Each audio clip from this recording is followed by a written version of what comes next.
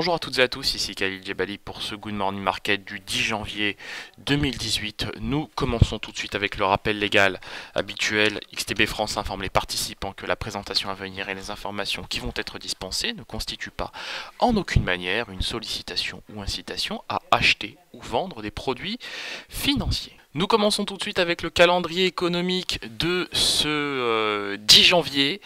Et effectivement, surprise, on voit qu'effectivement l'inflation chinoise déçoit.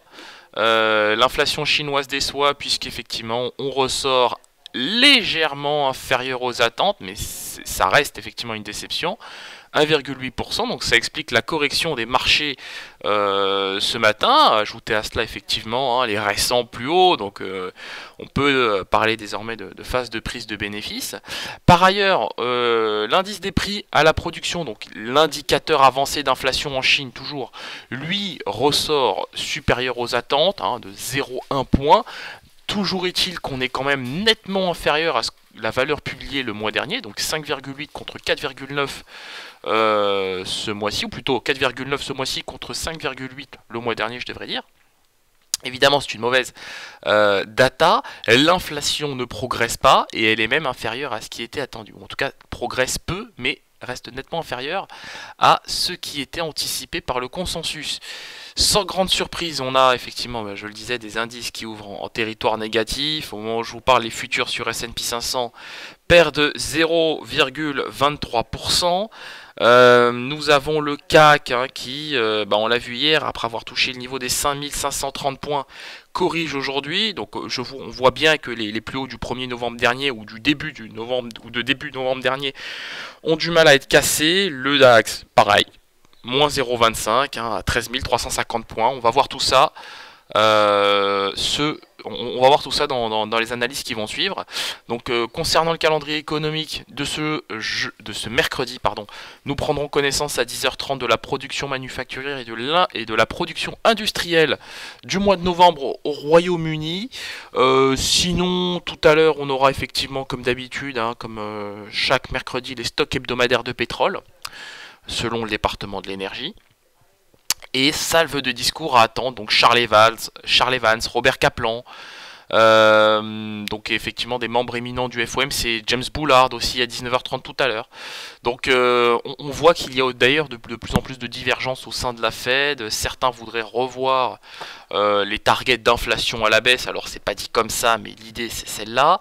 C'est non plus d'avoir une inflation cible, mais une zone d'inflation cible.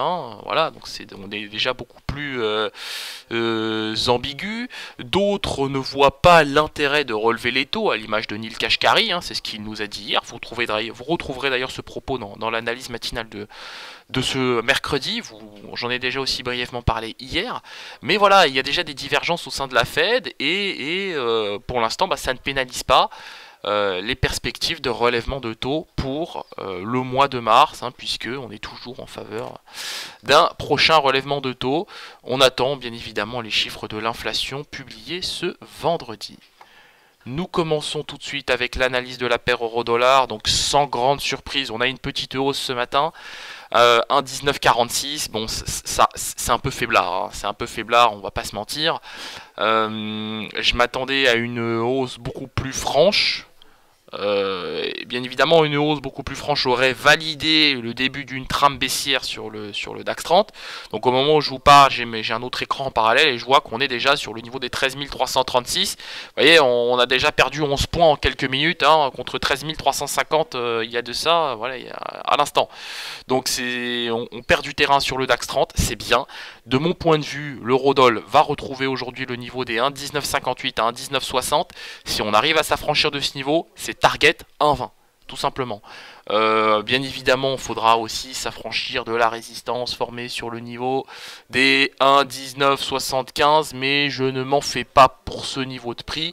De mon point de vue, c'est pas un gros niveau, un 1970, un 1980, c'est pas un gros niveau. De mon point de vue, c'est plus les 1,20 le gros niveau. Donc si on fait les 1,1960, derrière on peut faire les 1,20 sans beaucoup de difficultés. Nous enchaînons avec le DAX 30, donc le DAX 30 qui a ouvert aujourd'hui en gap baissier. C'est intéressant, on revient chercher hein, le niveau des 13 330 points. Ça me plaît, ça me plaît.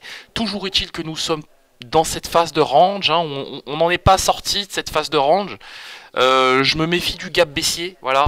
Il se pourrait qu'on prenne appui sur le niveau des 13 330 à 13 335 pour aller combler le gap formé ce matin et ensuite repartir à la baisse. Donc je me méfie un peu, je suis un peu méfiant. Tant qu'on n'a pas cassé les 13 330, d'ailleurs ce sera mon point de confluence aujourd'hui, hein, ce sera ma frontière technique, hein, pour ceux qui préfèrent ce terme. 13 330, on peut parler de frontière technique, donc ça correspond bien évidemment au support de cette phase de range. Si on casse, bah derrière c'est les 13 300, et ensuite bah, ceux qui ont participé au live trading d'hier, vous le savez, hein, on peut carrément viser ensuite le niveau des 13 100 points sur le DAX 30. Alors c'est beaucoup, c'est vrai, mais ça me semble pas incongru, parce que qui dit hausse de l'eurodoll dit hausse des rendements obligataires du Bund. Faut voir si en parallèle les rendements de l'obligataire du 10 ans américain tiennent le coup, surtout qu'on a une émission obligataire américaine aujourd'hui. Donc de mon point de vue, quand on associe tous ces points et que les planètes s'alignent, bah un DAX à 13 100, c'est pas, vous voyez, c'est pas incongru quoi. Donc je développerai bien évidemment tout ce propos hein, dans le live trading de ce jour. Donc je vous y invite effectivement, donc on aura l'occasion d'en parler avec un peu plus de détails, hein, et j'aurai l'occasion bien évidemment d'étayer ce propos.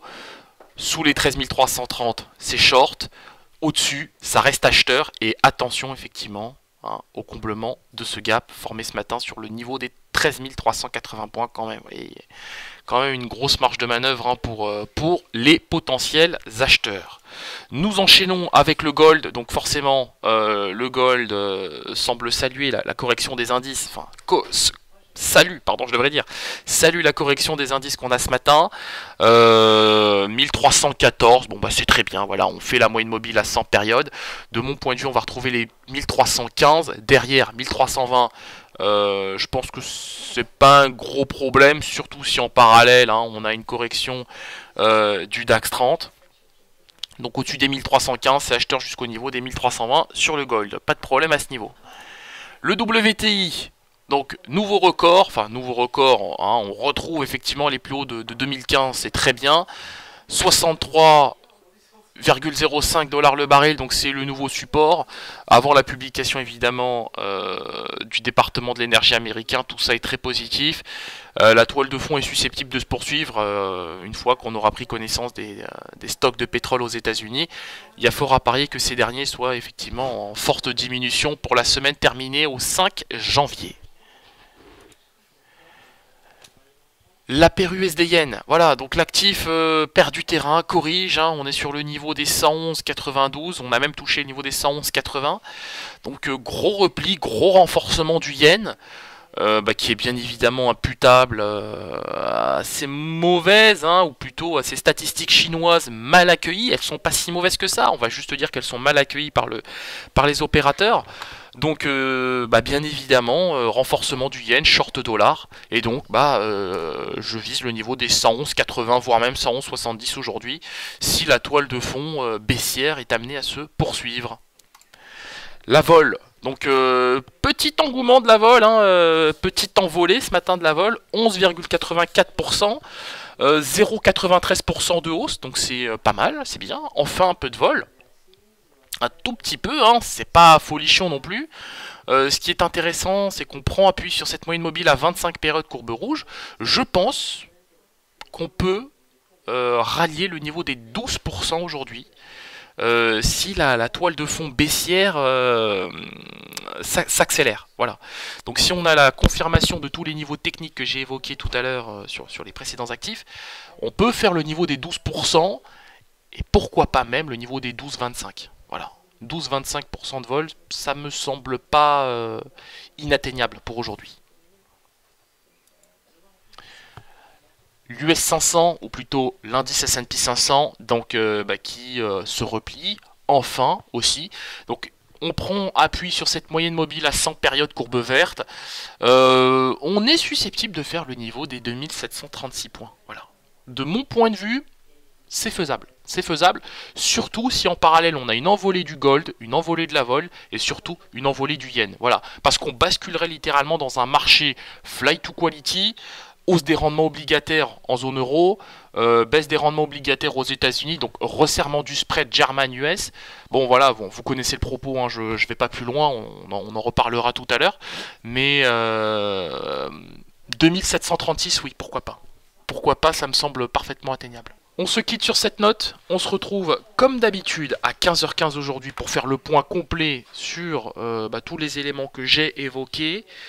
Et effectivement, on verra bien si cette toile de fond baissière se met durablement en place.